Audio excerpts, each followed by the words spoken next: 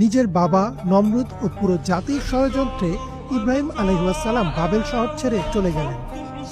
যে বাবা তাকে আগুনে ফেলে হত্যা করতে চেয়েছিল, ইব্রাহিম আলাইহিসসালাম সেই বাবার প্রতি কোনো রাগ তো রাখলেনই না, বরং তার জন্য দোয়া করলেন।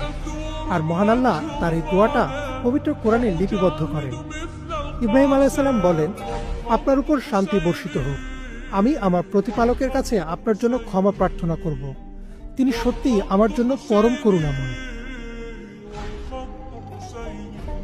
ইব্রাহিম আলাইহিসসালাম বাবেল শহর ছেড়ে আল্লাহর নির্দেশনা অনুযায়ী চলে গেলেন বর্তমান ফিলিস্তিনে। এরপর থেকে তার জীবনে আসা শুরু করলো একের পর এক কঠিন পরীক্ষা। কিন্তু প্রতিটি পরীক্ষাতেই ইব্রাহিম আলাইহিসসালাম মহান আল্লাহর উপর ভরসা করে সফলভাবে উত্তীর্ণ হলেন। আল্লাহর নির্দেশে ইব্রাহিম আলাইহিসসালাম তার স্ত্রী হাজেরা আলাইহিসসালাম এবং শিশুপুত্র ইসমাইল আলাইহিসসালামকে বর্তমান সৌদি আরবের মরুভূমিতে মক্কার এক নির্জন স্থানে রেখে আসেন।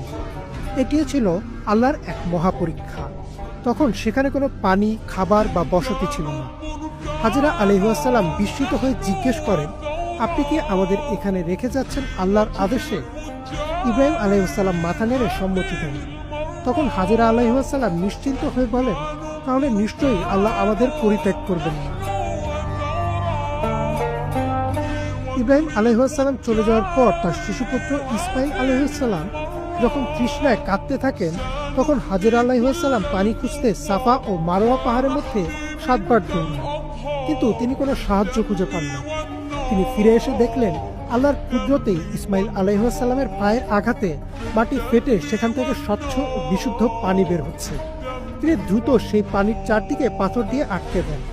আর এটি হচ্ছে বরকতময় জমজম কূপ। মক্কার সেই নির্জন মরুভূমিতেই বড় হতে থাকলেন ইসমাইল আলাইহিসসালাম।